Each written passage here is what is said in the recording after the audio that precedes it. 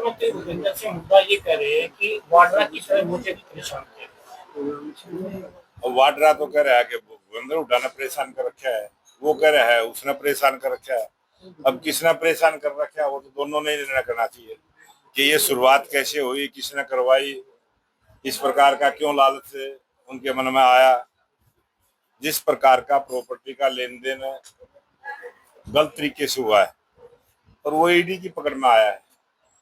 अगर कोई गलत काम कानून से बचकर करना चाहता है, कानून की नजरें बड़ी होती है, वो आज कानून की पकड़ में आया तो अनाप शनाप राजनीतिक आरोप भी लगाने का काम वो कर रहे हैं, जिससे उन्होंने अपनी जो कानूनी प्रक्रिया है उसका जवाब देना चाहिए। इसको राजनीतिक रूप ना दिया जाए। हुड्डा ये कह रहे हैं कि जिस तरह से प्रदेश में एक जो सरकार ने लोकसभा चुनाव और विधानसभा के चुनाव के दौरान बीपीएल कार्ड बनाए थे, 6,40,000 के करीब बनाए गए और उसके बाद चुनाव खत्म हुआ तो करीब 30 लाख लोगों के वोटर कार्ड जो है वो बीपीएल ये चुनाव में फायदा उठाने के लिए बीजेपी ने ऐसा चुनाव कुछ भी संज्ञा ये अगर उनके पास कोई प्रूफ है, सबूत, आजकल तो गूगल पे सब कुछ है।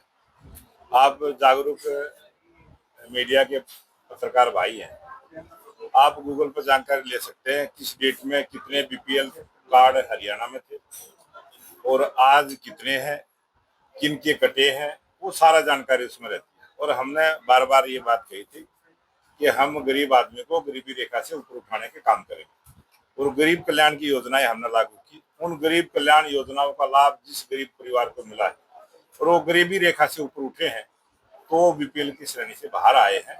किसी को नौकरी मिली है, किसी ने मुद्रा लोन के माध्यम से अपना व्यापार को आगे बढ़ाया है। बहुत सारी स्कीमें हमने दी है, छोटे उद्यमियों को भी दी है, बेरोजगार युवकों को भी हमने दी है। बहुत सारे ऐसे बेरोजगार युवक थे जिन्होंने गाड़ियां खरीदी हैं, अलग अलग प्रकार के काम किए हैं। जिसने जैसा व्यापार किया है और वो गरीबी रेखा से ऊपर उठा है तो उनके बीपीएल कार्ड कटे। अध्यक्ष, कहीं ना कहीं आपको लगता नहीं क्राइम आपकी सरकार की सिरदर्दी बनी हुई है? जिस तरह से व्यापारियों से फिरौतियां मांगी जा रही है, विदेश में बैठे किसी की हत्या करवा रही हैं, तो सरकार की सिरदर्द बने हुए हैं। ये इस प्रकार का जो जब चुनाव की प्रक्रिया शुरू होने वाली थी उस समय भी इसी प्रकार का एक दौर चला था और ये कुछ समय के बाद अब फिर चला है और पुलिस प्रशासन ने सख्ताई के साथ काम किया है। उनको बहुत तेज गति के साथ पकड़ने की प्रक्रिया को आगे बढ़ाया है और जो विदेश में बैठकर जिस प्रकार से आज टेलीफोन के माध्यम से धमकियां देने का काम करते हैं, बहुत जल्दी उनके खिलाफ कार्रवाई होगी और उनको सबको पकड़ा जाएगा। आप प्रदेश अध्यक्ष हैं, आप लोग भी संगठन बनाते हैं, कांग्रेस का भी संगठन पे काम चल रहा है, लेकिन बहुत लेट हो रहा है, उनके घोषणाएं नहीं हो पा रही। क्या कमी लगती है? कांग्रेस वालों को जाके कोई घी दूध पिलाओ, खिलाओ, उनको ताकत बढ़ाओ।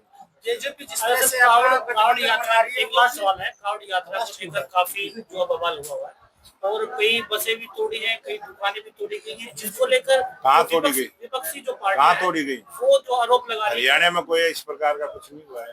कई दुकानें तोड़ी गई हो, किसी कावड़िया को तंग किया गया। अब ये कहाँ की बात आप कर रहे हो? हरिद्वार में जिस तरह से हो रहा है, अब रास्ते में आते वक्त ये धार्मिक यात्रा है और इसमें अगर कोई इस प्रकार का काम करता है, कानून उसको सजा देने का काम करेगा। जेजेपी अब ये कह रही है कि जो हम सत्ता में रहे, हमने काम करवाए, निजी उद्योगों में 50% आरक्षण की बात, तमाम हमने ऐसे काम किए। अब कह रहे कि हम विपक्ष में जनता की आवाज उठा रहे हैं, तो अच्छी बात है। उन्होंने उनकी जो जिम्मेवारी थी उन्होंने पहले काम किया है, अब जो जिम्मेवारी है वो काम करें। जनता उनको नकार चुकी है, आज वो जीरो पे है।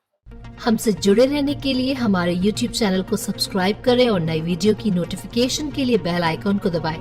अगर आप ये वीडियो Facebook पर देख रहे हैं तो लाइक जरूर करें और ज्यादा से ज्यादा शेयर करें। धन्यवाद।